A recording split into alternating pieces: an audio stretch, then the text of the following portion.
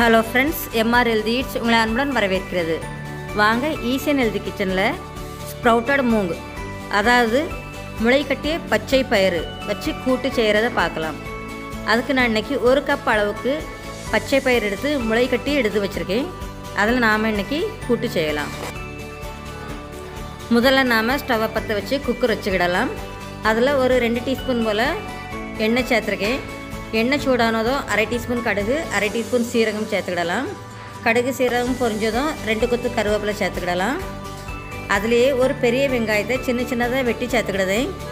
இப்போ வெங்காயம் பாதி அளவுக்கு நல்லா வதங்கட்டும்.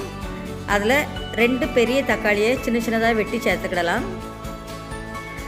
வெங்காயம் தக்காளி வதங்குறதுக்காக வேண்டி கொஞ்சம் உப்பு சேர்த்துக்கிடலாம். அதுக்கு முன்னாடி நம்ம சேனலை ஃபஸ்ட் டைம் பார்க்குறவங்களா இருந்தால் லைக் பண்ணுங்கள், சப்ஸ்கிரைப் பண்ணுங்கள், பெல் பட்டனை தட்டி விடுங்க.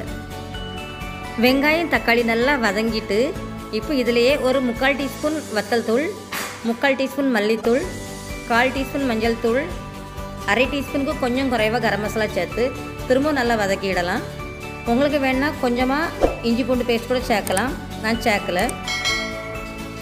மசாலா எல்லாம் பச்சை வாசனை போய் நல்லா வதங்கினதும் நாம் எடுத்து வச்சுருக்கிற பச்சை பயிரை இதோட சேர்த்து நல்லா மிக்ஸ் பண்ணி விட்டுக்கிடலாம். இப்போ இதிலையே பாருங்கள், இந்த பயிர் லெவலுக்கு தண்ணி சேர்த்துக்கிடலாம். இதோடையே கூட்டுக்கு தேவையான அளவு உப்பு சேர்த்துக்கிடலாம். நாம் தக்காளி வதங்கும் போதும் கொஞ்சம் உப்பு சேர்த்துருக்கோம், பார்த்து சேர்த்துக்கிடுங்க. இனி குக்கரை மூடி ஒரு விசில் விட்டு 5 நிமிஷத்துக்கு சிம்மில் வச்சு அப்படியே வேக விடலாம்.